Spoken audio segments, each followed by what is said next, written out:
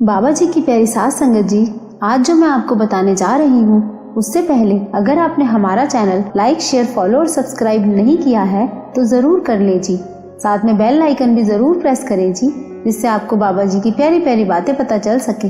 साथ संगत जी, जैसे 2 वक्त का खाना जरूरी होता है ना, उसी तरह जो बातें मैं आपको बताने जा रही हूँ उन बातों पर अमल करना बहुत बहुत बहुत जरूरी है। वो कहते हैं ना, दूसरों को उतनी ही जल्दी माफ करें जितनी जल्दी आप भगवान से माफी चाहते हैं। अब मैं आपको वो बातें बताने जा रही हूँ जो बाबा जी ने खुद बताई है और वो इस घटना के माध्यम से आपको बता रहे हैं। तो घटना ये है, एक बार की बात है, लाहौर शहर का नाम तो आपने सुना ही होगा, जो इस वक्त पाकिस्तान में है। ये श्री गुरु गोविंद सिंह महाराज जी के समय की बात है।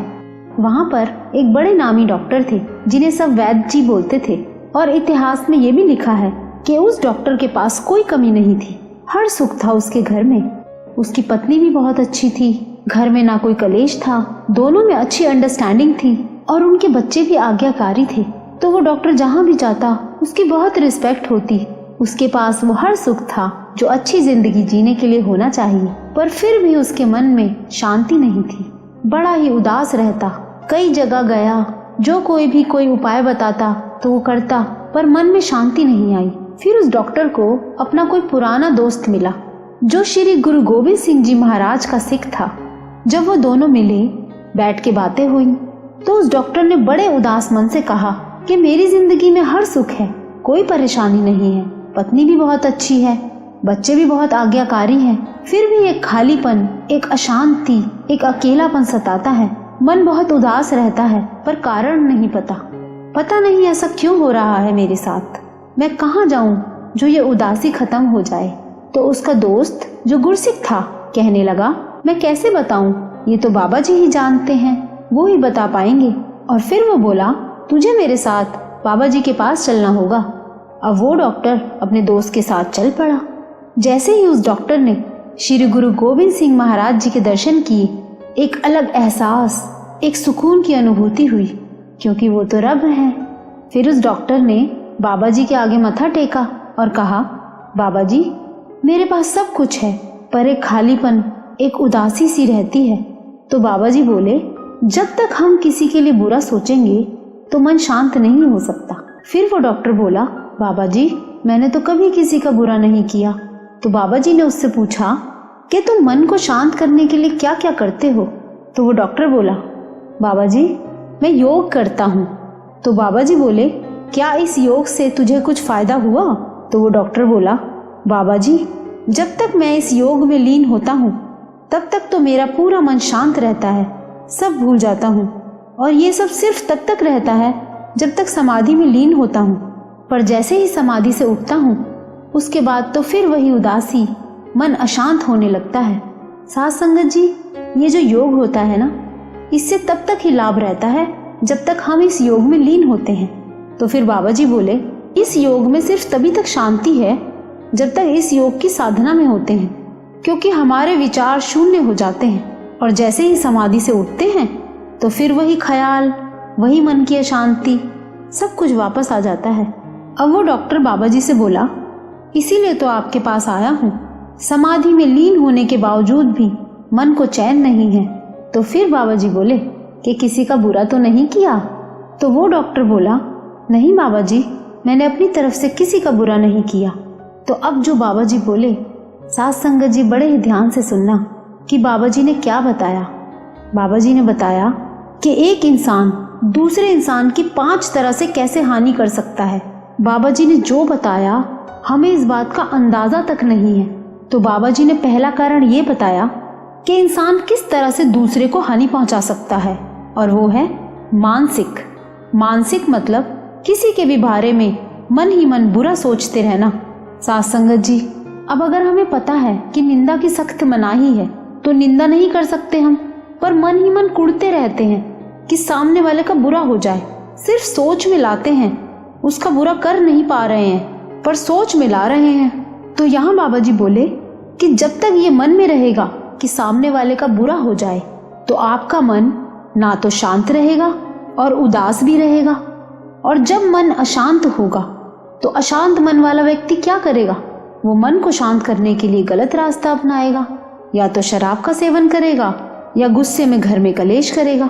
इससे घर का माहौल भी खराब होगा, तो सुख समृद्धि होते हुए भी धीरे धीरे खत्म होती जाएगी। और जब तक ये भावना रहेगी कि किसी का बुरा हो जाए तो मन कैसे शांत हो पाएगा। और अब बाबा जी ने दूसरा कारण बताया, वो है मांत्रिक। मांत्रिक मतलब रिद्धियों सिद्धियों से या किसी मंत्र से अगर कोई किसी का बुरा करता है तो भी उसका मन शांत नहीं रहेगा, क्योंकि कर्मों का बोझ उठाना पड़ेगा। कर्मों का बोझ बढ़ेगा वो अलग, और अपना ये जीवन भी अशांत रहेगा। कर्मों का बोझ इतना बढ़ जाएगा कि अगले कई जन्मों तक हिसाब ही पूरा नहीं हो पाएगा। और अब बाबा जी ने तीसरा कारण बताया, बौद्धिक। बौद्धिक का मतलब होता है ज्ञान। ज्ञान के आधार पर आजकल ये तरीका अपनाया जा रहा है कि किसी की भी बुराई कर देते हैं, कैसी भी किताबें लिख देते हैं, या किसी को कुछ भी बोल देते हैं, कैसे भी शब्द निकालते हैं अपने मुंह से, क्योंकि आजकल सोशल मीडिया तो हर एक के पास है।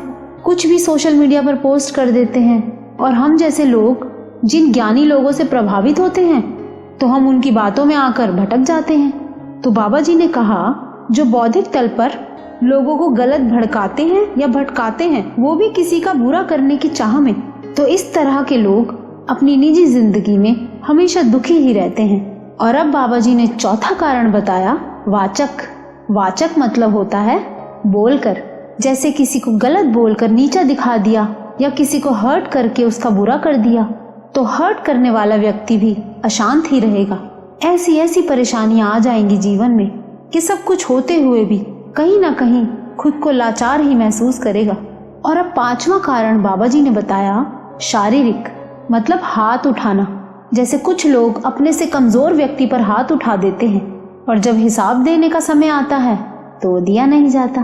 तो जब ये बाबा जी ने हमारे मन की अशांति के 5 कारण बताए, मानसिक, मांत्रिक, बौद्धिक, वाचक और शारीरिक, तो फिर वो डॉक्टर बोला, बाबा जी मैं ये मानता हूँ कि मैंने किसी का बौद्धिक, मांत्रिक, वाचक और शारीरिक तल पर बुरा ना किया हो, पर मानसिक तल पर हो सकता है मैंने किसी का बुरा सोचा हो।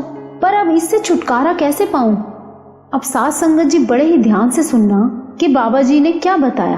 बाबा जी ने बताया कि इन 5 तरह की सोच पर काबू कैसे पाया जा सकता है। वो है नाम की कमाई।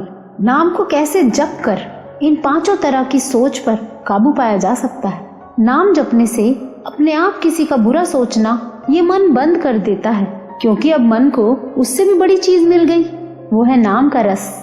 और जब ये नाम का रस चल पड़ता है तो जिसके प्रति भी ईर्ष्या हो, वैर हो, सब अपने आप खत्म हो जाता है।